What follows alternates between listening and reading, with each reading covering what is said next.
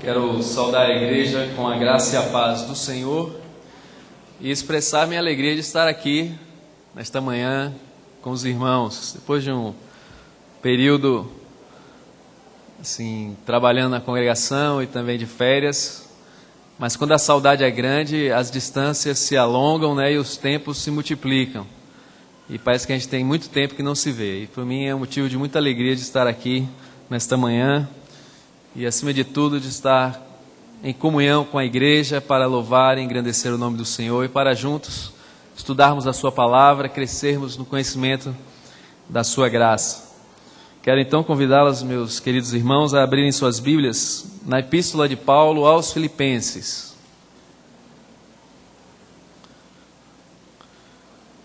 Capítulo 1.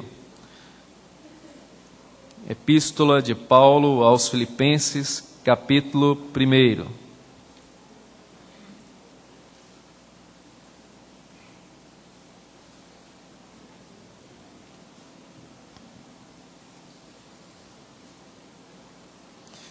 Mantenha a sua Bíblia aberta neste capítulo. Nós faremos o estudo nesta manhã baseado neste capítulo.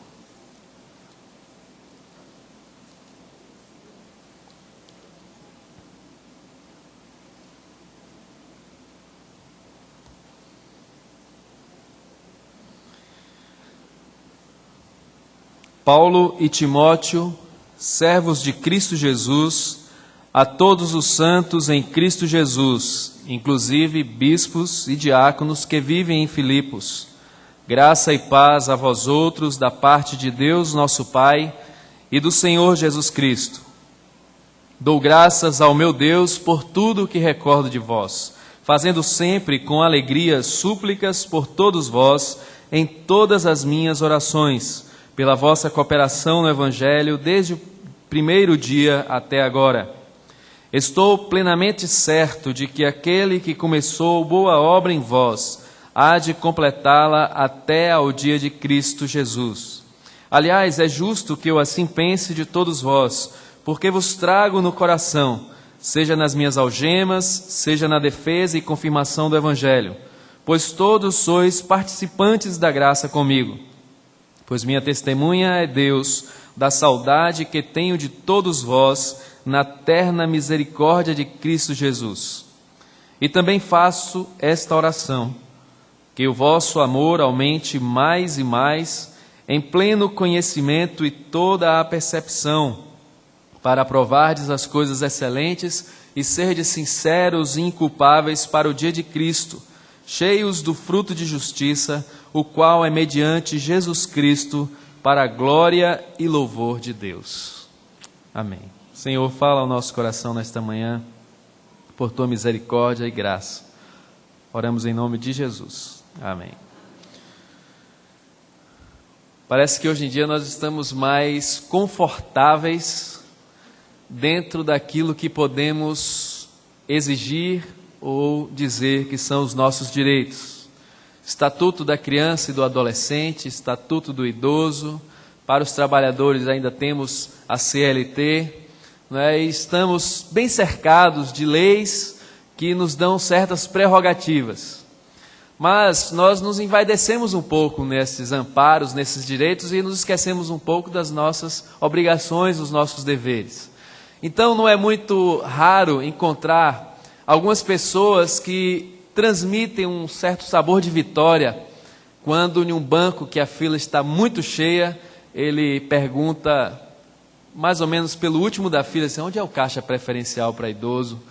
E a pessoa fala um pouco contrariada, esquecendo que teve vó, diz assim, é aquele caixa ali. E você percebe, eu como bancário posso perceber isso com mais facilidade, um certo sabor de vitória, aquele, poxa, quantos ficaram para trás?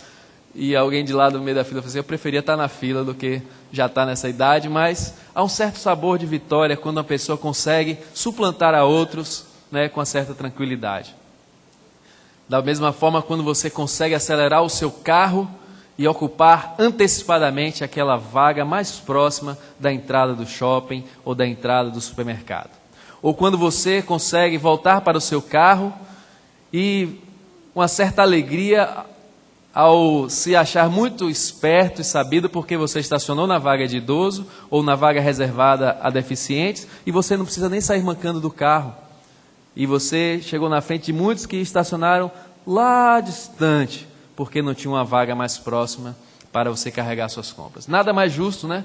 Todos nós sofremos, somos trabalhadores, temos os nossos afazeres e nós estamos cada dia mais assimilando esta cultura de que precisamos levar vantagem em alguma coisa, precisamos chegar na frente do outro. Vivemos em uma eterna competição e isso é uma coisa que vem acontecendo de forma muito sutil e sem que nós nos apercebamos, estamos concorrendo diariamente uns com os outros para chegar na frente. E quando eu peguei esse texto de Filipenses para estudar,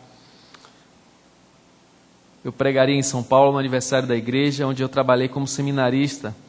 E há uma ligação muito forte no meu coração com aqueles irmãos, uma igreja pequena, mas irmãos de corações muito grandes. E a primeira coisa que me chamou a atenção nesse texto é esta alegria de Paulo, né, ao compartilhar das suas orações por aquela igreja.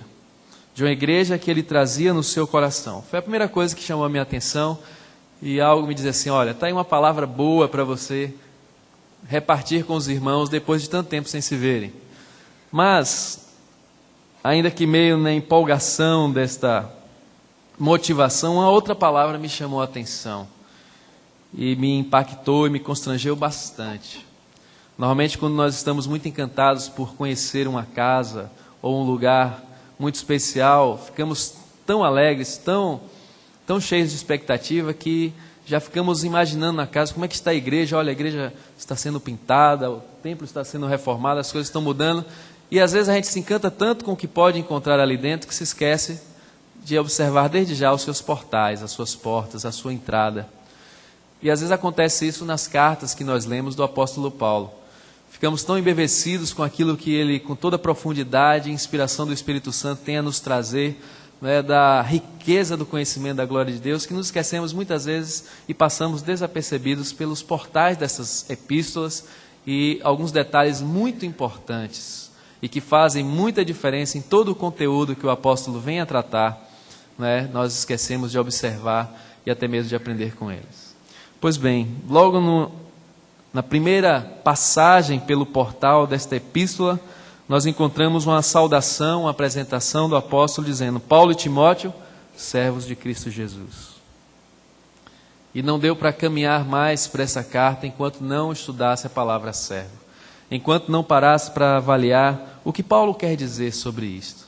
E de que maneira isso vai confirmar, corroborar, fortalecer os seus argumentos ao longo de vários assuntos que ele trata nesta carta escrita aos Filipenses. De que maneira esta palavra vai fazer a diferença, vai impactar a vida daqueles irmãos que conheceram a Paulo em determinado momento do seu evangelho, e que depois de algum tempo estavam saudosos de revê-lo, de reencontrá-lo, e nesta alegria, nesta comoção, que diferença faria Paulo se apresentar como servo? E eu creio que faz muita diferença, porque eu fico me perguntando, meus irmãos, onde nós encontramos os servos de Cristo? Onde estão eles? Onde estão esses verdadeiros servos? E eu queria trazer uma palavra nesta manhã para os irmãos, para que nós reflitamos a respeito desta palavra, desta referência que o apóstolo Paulo atribui a si mesmo. E eu queria que vocês acompanhassem atentamente na carta aos Filipenses e em outros textos da Bíblia que nós leremos. Servos de Cristo Jesus. A palavra também pode ser traduzida como escravo de Cristo Jesus. Quando Paulo escreveu essa carta, ele usou uma palavra que na sua época, principalmente na Grécia, era uma palavra que indicava alguém que estava algemado subservientemente a uma outra pessoa e que lhe devia favores e deveres e que não tinha vontade própria. Um escravo era uma pessoa que estava restrita a um espaço, com obrigações. Jesus Cristo faz uma certa referência também a esta condição, quando ele diz que o servo não sabe o que faz o seu senhor, mostrando que um servo naquela época não era simplesmente uma pessoa remunerada e que tinha um espaço muito grande, que tinha muitas responsabilidades e poucos e muitos deveres, desculpe, e muitos direitos. Recapitulando. Um servo não era uma pessoa que tinha muitos direitos naquela época. Pois bem, esta mesma palavra que o apóstolo Paulo atribui a si mesmo como servo de Cristo, escravo de Cristo. E de que maneira isso vai impactar a vida daqueles irmãos que serão, mais à frente, exortados para serem humildes. Pessoas que estavam causando certa confusão, certo atrito entre os próprios irmãos da comunidade, provocando divisões, provocando partidarismos, por vanglória ou não. E o apóstolo Paulo vai trazer essa exortação, mas é importante que nós sintamos o peso desta palavra na vida do apóstolo Paulo, primeiramente. E na própria carta do apóstolo, parece ficar muito claro o sentido que ele dá a esta palavra, não só na sua extensão, na sua profundidade, mas a ação prática deste próprio significado de ser um servo e escravo de Cristo. Se nós nos recordarmos como começou o trabalho da igreja em Filipos, lá no capítulo 16 de Atos, nós vamos encontrar o apóstolo, juntamente com Silas, tentando chegar na Ásia. E lá no capítulo 16, verso 6, diz que ele estava percorrendo a região frígio-gálata. Eles foram impedidos pelo Espírito Santo de pregar a palavra na Ásia. Defrontando Mísia, tentavam ir para a Bitínia, mas o Espírito de Jesus não o permitiu. E continuando diz que, tendo contornado Mísia, desceram a Trode. À noite sobreveio a Paulo uma visão, na qual um varão macedônio estava em pé e lhe rogava, dizendo: passa a Macedônia e ajuda-nos. Filipos era uma cidade importante da Macedônia, uma cidade que foi fundada em homenagem a Filipe o Grande, o pai de Alexandre, um grande conquistador da Grécia. E esta cidade tinha um papel importante, um papel comercial, um papel central, e posteriormente se tornou uma cidade importante do Império Romano. Pois bem, após esta visão, diz aqui o relato de Lucas no livro de Atos: assim que teve a visão, imediatamente procuramos partir para aquele destino, concluindo que Deus nos havia chamado para lhes anunciar o Evangelho. Assim que teve a visão, imediatamente procuramos partir para aquele destino, concluindo que Deus nos havia chamado para lhes anunciar o Evangelho. Quando um servo é chamado, ele de imediato parte para atender. Quando uma ordem é dada, aquele que é servo, de imediato passa a cumpri-la.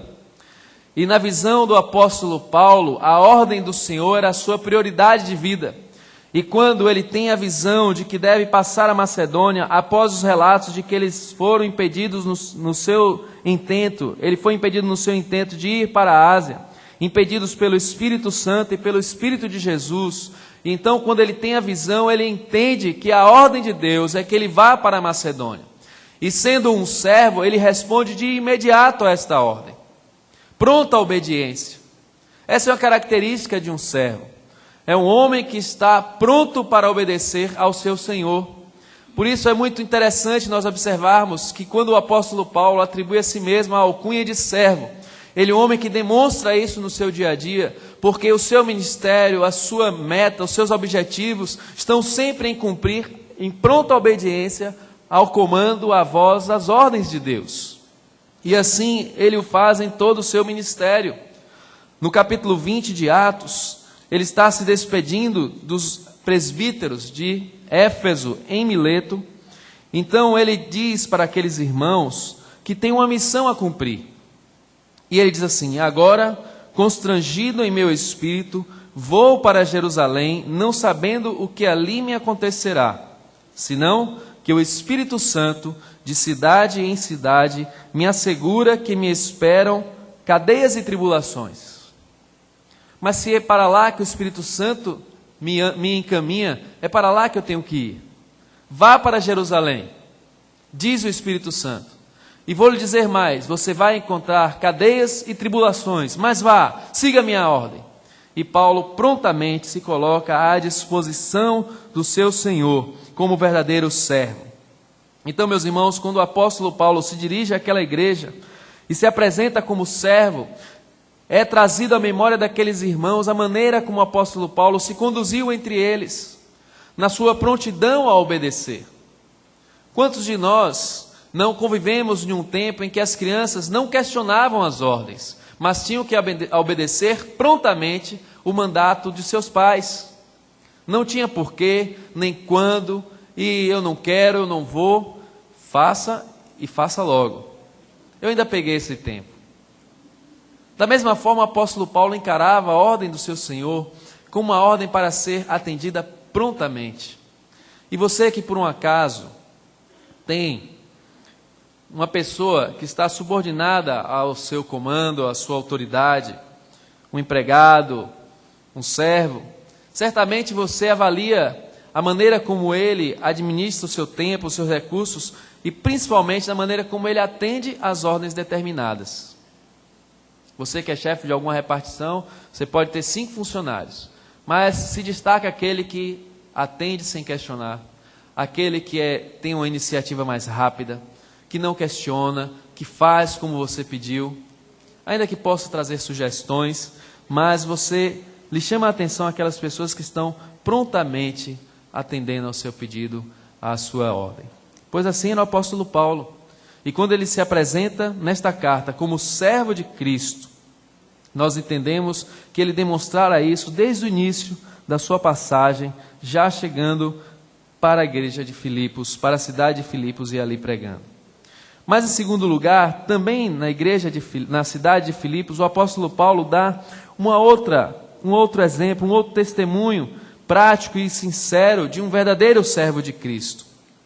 Diz aqui que, pregando em Filipos, o apóstolo Paulo primeiramente pregou e algumas mulheres que se encontravam em determinado lugar foram convertidas ao cristianismo. E Lídia o constrangeu a ficar em sua casa, e então o apóstolo Paulo encontrou naquela cidade um ponto de apoio, um lugar onde ele poderia descansar e estabelecer uma estratégia para a sua pregação naquela cidade. Pois bem, diariamente Paulo saía da casa de Lídia e ia pregar num determinado local. E neste espaço, uma mulher, possuída por um espírito de adivinhação, começava a atormentar o apóstolo Paulo. E diz aqui o texto, no capítulo 16 de Efésios, que essa mulher dava grande lucro aos seus senhores. E todas as vezes que Paulo passava, ele seguia a Paulo e clamava dizendo: estes homens são servos do Deus Altíssimo e vos anunciam o caminho da salvação. Isto se repetia por muitos dias. Muitos dias. Então Paulo, já indignado, voltando-se, disse ao Espírito: em nome de Jesus Cristo, eu te mando, retira-te dela. E ele na mesma hora saiu. Vendo os seus senhores que se lhes desfizera a esperança do lucro, agarrando em Paulo e Silas, o arrastaram para a praça, à presença das autoridades, e levando-os aos pretores, disseram: estes homens, sendo judeus, perturbam a nossa cidade. E diz aqui o texto que Paulo e Silas foram parar no cárcere. Depois de lhe darem muitos açoites, os lançaram no cárcere, ordenando ao carcereiro que os guardasse com toda a segurança. Este, recebendo tal ordem, levou-os para o cárcere interior e lhes prendeu os pés no tronco. Vocês vão entender o significado de ser um servo de Cristo quando nós analisarmos as circunstâncias em que o apóstolo Paulo foi preso. O apóstolo Paulo tinha direito por nascimento, de ser um cidadão romano. E como ele mesmo vai alegar posteriormente, como cidadão romano ele não poderia ser preso sem um justo julgamento. Mas naquele instante, além de ser um cidadão romano, o apóstolo Paulo também era um cidadão do céu. E ele poderia olhar para o céu e dizer assim: Senhor, eu estava indo para a Ásia, o Senhor impediu a minha passagem. Me dá uma visão para eu vir para a Macedônia, e eu prontamente, de imediato, venho obedecer a sua voz. Chegando aqui, não vim para fazer aquilo que me competia, mas aquilo que diz respeito ao teu reino, pregar o evangelho. E agora, por conta de um demônio, eu estou aqui preso, sendo açoitado, com os pés acorrentados em um tronco. Eu não estou entendendo nada. Tem alguma coisa errada. Eu sou um apóstolo. Tudo bem que foi nascido fora de tempo, mas eu sou um apóstolo, da mesma forma que os outros também são. Por que é que o Senhor me deixou aqui em uma prisão? Paulo poderia usar esse argumento quando muitas vezes nós usamos atualmente. Senhor, por que isso está acontecendo comigo? Eu sou pastor, eu sou um presbítero da igreja. Olha, eu sou dizimista fiel. E parece que o gafanhoto devorador passou lá na minha conta bancária, logo comigo. Por quê? Ah, Senhor, eu sou tão fiel, vou a todas as reuniões da oração e o Senhor não atende a minha oração? Quantas vezes nós reivindicamos ao Senhor, né, certas regalias, certas precedências? E o apóstolo Paulo poderia, da mesma forma, fazer isto. Mas um verdadeiro servo de Cristo dá um testemunho diferente. Por volta da meia-noite, sendo depois de muitos açoites, depois de estarem acorrentados com os pés no tronco, por volta da meia-noite, Paulo e Silas oravam e cantavam louvores a Deus, e os demais companheiros de prisão escutavam. Por isso, meus irmãos, não é uma apresentação retórica que Paulo faz em suas cartas. Quando ele está apresentando a sua igreja, se apresentando à igreja como um servo de Cristo, é porque de fato ele traz na sua vida as marcas de um verdadeiro servo de Cristo. E ele demonstra aqui mais uma vez que apesar de todo o sofrimento, de todas as angústias, das tribulações, tudo isso era motivo de louvor e de honra ao seu Senhor. Porque um verdadeiro servo de Cristo age desta maneira. Mesmo quando está passando por dificuldades, privações, dos seus lábios sai gratidão. Dos seus lábios sai louvor, e não murmuração, nem revolta, nem questionamentos. O apóstolo Paulo, de fato, dá um testemunho de que era realmente um servo de Cristo Jesus. E um verdadeiro servo de Cristo é reconhecido até no inferno. Diz que em certo momento do ministério de Paulo, algumas pessoas ficaram encantadas com a autoridade que os apóstolos tinham e começaram a tentar expulsar demônios em nome de Jesus Cristo, né? E os demônios falam assim: olha, eu sei quem é Paulo e sei quem é Jesus, mas vós, quem sois? E os demônios caíram em cima daqueles homens e lhe deram uma grande surra. Os demônios conheciam a Paulo, servo de Cristo.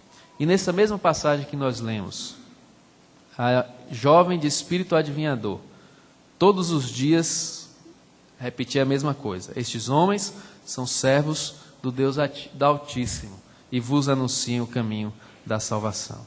Quando um servo é verdadeiro servo de Cristo, até o inferno se incomoda com isso e não tem como não reconhecê-los.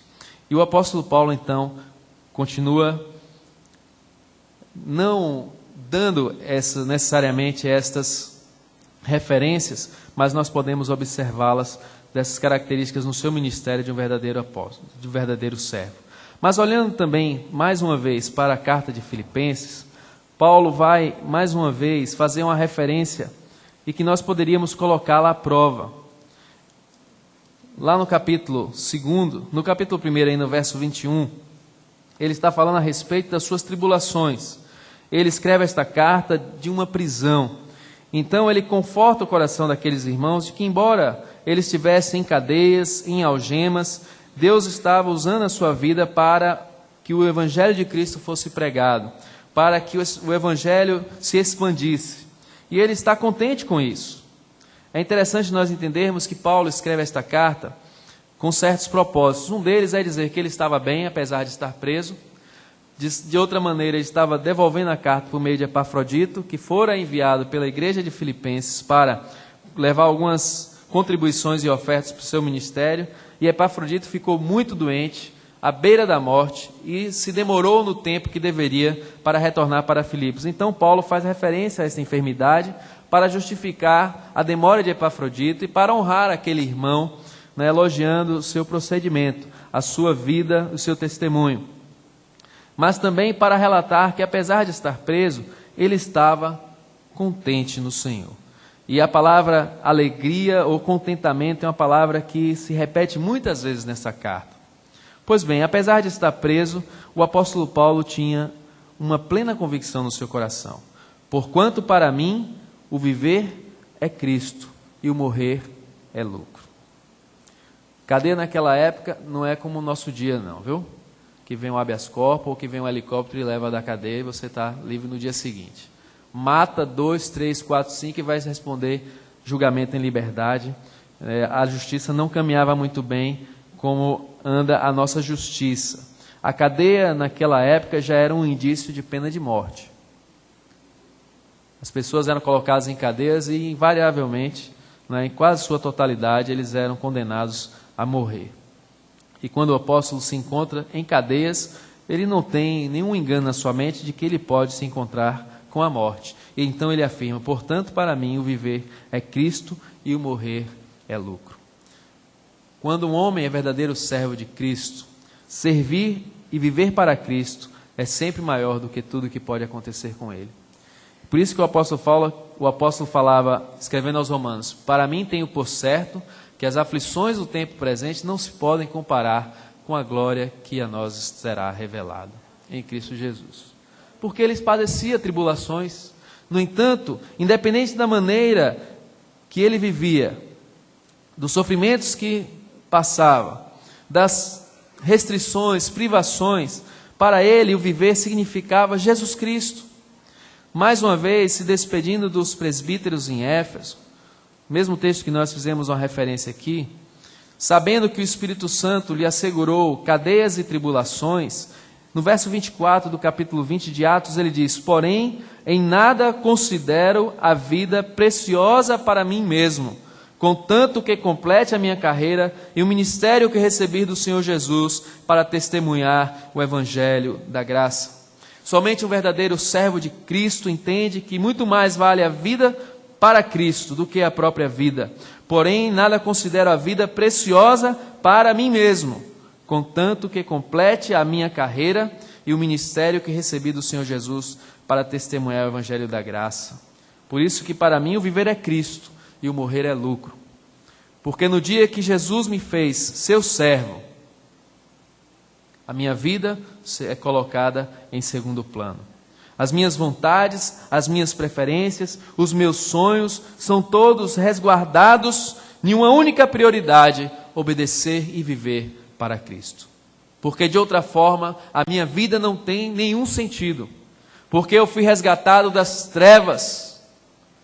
Eu estava morto em delitos e pecados, sem Deus no mundo, sem esperança, entregues, acorrentados ao pecado, vivendo segundo o curso deste mundo, segundo o príncipe das potestades, lhes era servo, obediente, escravo, e não tinha nenhum sentido na minha vida, se Cristo, por meio da graça de Deus, não tivesse me alcançado e me retirado daquela situação, e me transportado para uma nova perspectiva, me desse uma nova vida. Então a minha vida só tem sentido naquilo que Deus me resgatou para ser, e Ele me chamou para ser um servo dele. Por isso, não tenho a minha vida preciosa para mim mesmo, porque para mim o viver é Cristo e o morrer é lucro. E essas palavras foram ditas por um homem que estava dentro de uma prisão, esperando o seu último dia. Por isso, meus irmãos, faz muito sentido quando o apóstolo Paulo vai tratar nesta carta aqueles irmãos de Filipos, convocando-os e exortando-os a viverem acima de tudo por modo digno do Evangelho de Cristo, para que, indo ver-vos ou estando ausente, pudesse ouvir no tocante àqueles irmãos que eles estavam firmes em um só espírito, como uma só alma, lutando juntos pela fé evangélica. E por conta desta indisposição de alguns, por conta de algumas divisões, ele continua dizendo: se há, pois, alguma exortação em Cristo, alguma consolação de amor, alguma comunhão do Espírito, se há entranhados afetos e misericórdias, completai a minha alegria, de modo que penseis a mesma coisa, tenhais o mesmo amor, sejais unidos de alma, tendo o mesmo sentimento. Para quê? Para não fazer nada por partidarismo ou vanglória, mas por humildade, considerando cada um os outros superiores a si mesmo. E ele tinha autoridade para exortar os irmãos neste assunto, porque ele de fato era um servo de Cristo Jesus. Mas Paulo vai confirmar a sua argumentação neste aspecto, trazendo à memória daqueles irmãos um exemplo muito maior do que o seu próprio exemplo como servo de Cristo Jesus. E neste mesmo capítulo 2 ele diz: tende em vós o mesmo sentimento que houve também em Cristo Jesus, pois ele, subsistindo em forma de Deus, não julgou como usurpação o ser igual a Deus. Antes a si mesmo se esvaziou, assumindo a forma de servo, tornando-se em semelhança de homens, e reconhecido em figura humana, a si mesmo se humilhou, tornando-se obediente até a morte, e morte de cruz. Eu sou servo porque o meu Senhor se fez servo. As primeiras palavras do nosso presbítero aqui nesta manhã, como saudação à igreja, não foi nada combinado, não foi nada premeditado, foi que um presbítero deve ser um servo do servo. E de fato deve ser mesmo. Todos nós devemos ser servos do servo. E Jesus Cristo deu este exemplo. Em determinado momento do seu ministério, já caminhando para o final do seu período aqui na terra, surgiu uma discussão entre os apóstolos, entre os discípulos. Dentre eles, quem seria o maior? A mãe de Tiago e João corre para Jesus e pede aqueles pedidos bem carinhosos de mãe. Diz: olha, dá que os meus filhos se sentem ao seu lado. Dê a eles os primeiros lugares. E Jesus, olhando aquele quadro, os outros discípulos, quando souberam desse pedido, ficaram indignados, não pelo verdadeiro motivo pelo qual deveriam ficar indignados, mas porque eles também queriam disputar aquele lugar. E Jesus, olhando para aquelas lutas e brigas e discussões, falou assim: olha, o Filho do Homem não veio para ser servido, mas para servir e dar a sua vida em resgate de muitos. Vocês estão pensando na direção errada, vocês estão calculando de forma incorreta. O Filho do Homem veio para servir e não para ser servido. E como se não bastasse, no capítulo 13 do Evangelho de João, Jesus reúne os seus discípulos, e estando eles ali reunidos, Jesus se cinge com uma toalha, pega uma bacia e começa a lavar os pés de cada um dos seus discípulos. E aquela foi uma cena muito chocante, porque era um serviço muito indigno. Cabia a um servo lavar os pés, né, das pessoas que chegavam em uma determinada casa. E agora era Jesus quem estava fazendo isso. Era tão constrangedor que o discípulo Pedro, com toda a sua, o seu jeitão, a sua espontaneidade, diz assim: não me lavarás os pés. Eu sou um discípulo teu e o Senhor está lavando os meus pés? Não. E olha que o apóstolo Pedro, que de certa forma, com toda a sua sutileza de rinoceronte, tinha aquele jeitão assim bem sutil de dizer as coisas: disse, não me lavarás os pés. Isso é um absurdo.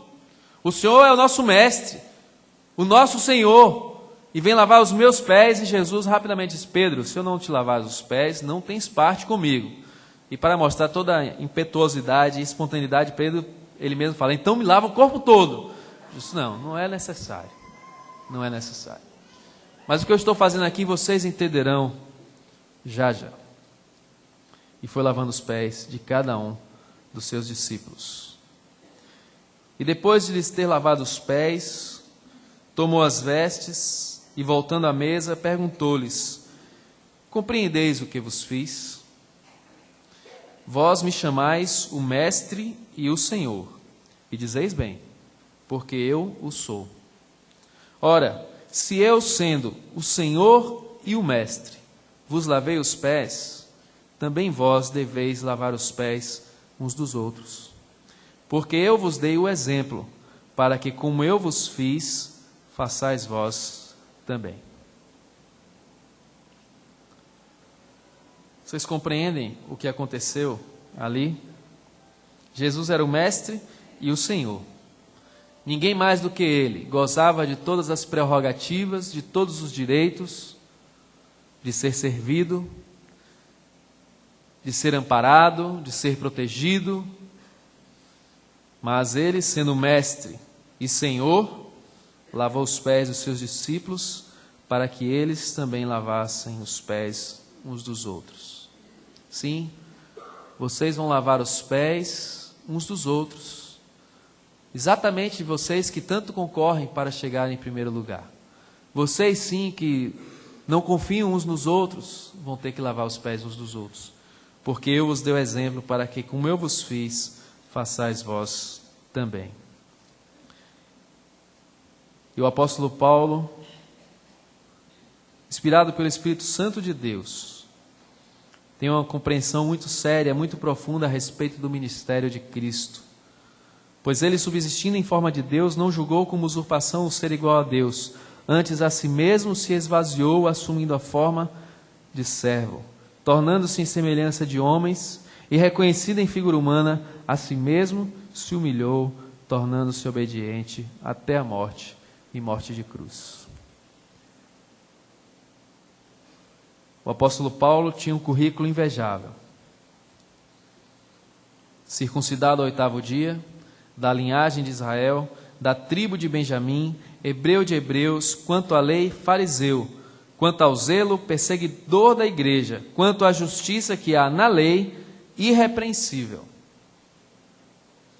Mas quando ele se depara com Cristo, o Deus vivo encarnado, que se fez servo, ele passa a considerar tudo como perda, por causa da sublimidade do conhecimento de Cristo Jesus, meu Senhor, por amor do qual perdi todas as coisas e as considero como refúgio para conseguir Cristo e ser achado nele, não tendo justiça própria que procede de lei, senão a que é mediante a fé em Cristo, a justiça que procede de Deus baseada na fé, para o conhecer e o poder da sua ressurreição e a comunhão dos seus sofrimentos, conformando-me com ele na sua morte, para de algum modo alcançar a ressurreição dentre os mortos. Meus irmãos, o verdadeiro servo de Cristo é servo pela maneira como vive, muito mais pelo que fala. Um verdadeiro servo de Cristo Jesus é alguém que tem uma obediência imediata, está de prontidão para ouvir a voz do seu Senhor.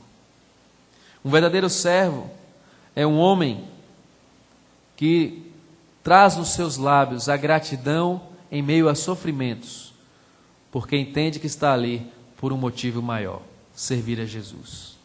Um verdadeiro servo de Cristo é um homem que não tem a sua vida preciosa para si mesmo, mas que consagra tudo o que é e tudo o que tem para viver para Cristo. Porque não há outro sentido na sua vida do que outro, senão servir a Jesus. O verdadeiro servo de Cristo é assim, porque este homem se encontrou com Jesus Cristo. E este encontro mostrou um Cristo que veio como servo. O apóstolo Paulo tinha isso como emblema da sua vida e do seu ministério. Eu sou apóstolo, sou cidadão romano, sou da linhagem de Israel, hebreu de hebreus, tudo isso eu sou, mas eu sou servo. Então tudo se apaga. E tudo que eu sou e tudo que eu tenho se submete a esta pequena palavra na minha vida. Eu sou um servo. E eu pergunto, onde estão os servos de Cristo nesse nosso tempo? Onde estamos nós? Quem somos nós? O que pretendemos nós? Como é que temos compreendido o que significa ser de Cristo? Ou ser servo de Cristo? Se de fato tivéssemos vivido desta maneira, se estivéssemos vivendo desta maneira, muitas coisas seriam diferentes, menos divisões, menos discussões. Como diria, e vou usar isso como uma figura de linguagem, menos críticas, não é? Porque na hora já toca no ouvido, menos não, pastor, é menos. Sim, menos críticas, me permitam dizer assim. Porque ficamos tão sensíveis ao erro do outro. Quanto tempo gasto em nossos próprios afazeres. Quantas coisas que deixamos para trás, a fim de completar a nossa carreira profissional.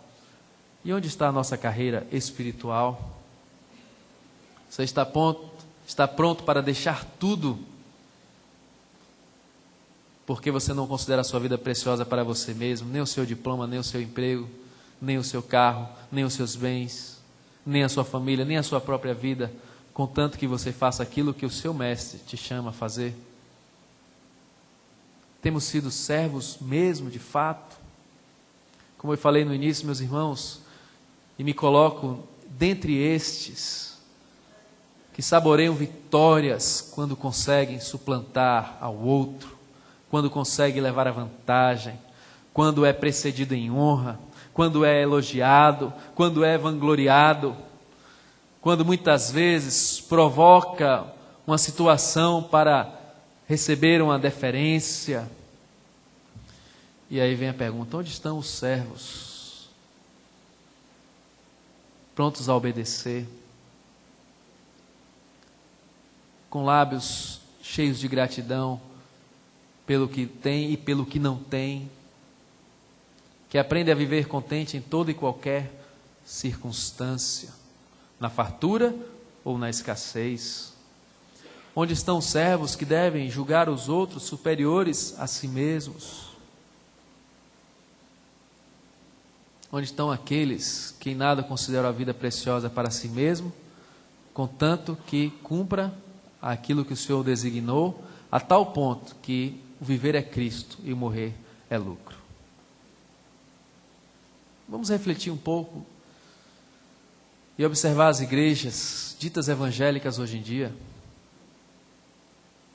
Os convites são para serem servos ou para serem filhos do dono do mundo? Uma igreja cheia de senhores e cada dia com menos servos. Esse é o nosso tempo. Temos muitos direitos e muitos estão buscando esses direitos nas leis deste mundo.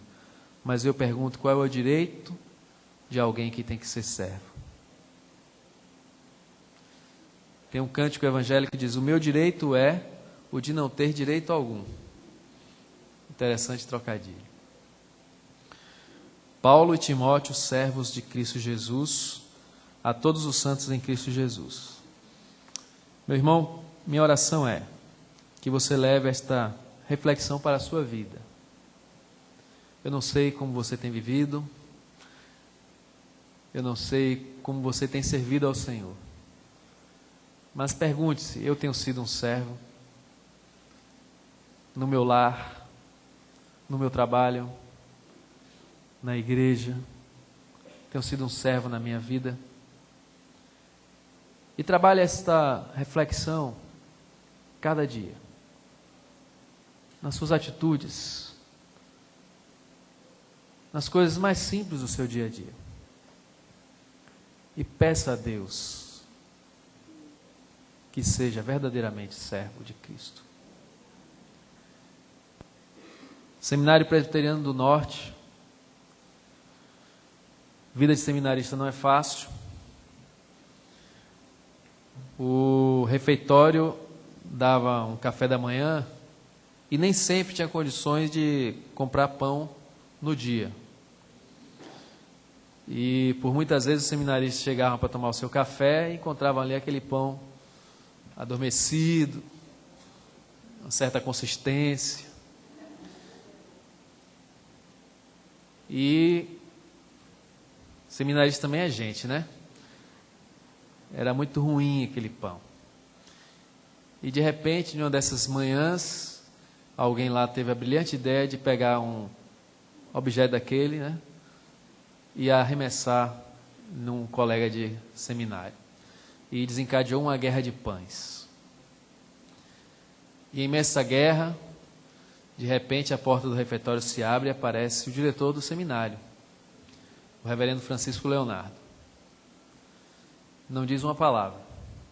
Todos pararam de imediato, esperando a reprimenda, mas aquele homem, um senhor já de idade, saiu recolhendo no chão um pedaço daqueles pães e foi colocando dentro de uma vasilha e juntou todos aqueles pedaços. Sentou-se na mesa, botou os pães na sua frente e começou a comer um a um, até que todo o pão jogado pelos seminaristas se acabasse. Um a um. Muitos pastores têm esta imagem marcada na sua vida e no seu ministério. Mas muitos esqueceram desse episódio. E tem que começar conosco, que estamos aqui nesses púlpitos da nossa igreja presbiteriana, das nossas igrejas cristãs. Viemos para ser servos, nada mais do que servos. E depois de ter feito tudo, ainda seremos servos inúteis, porque não fizemos nada mais, nada menos do que nos foi ordenado. Por isso eu pergunto, onde estão os servos de Cristo? Que o Senhor, pela sua misericórdia e graça, me faça um servo. E você também. Vamos colocar de pé.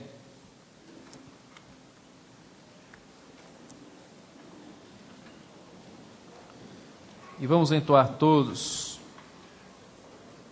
com muita alegria, o hino de número 178, A Excelência do Amor.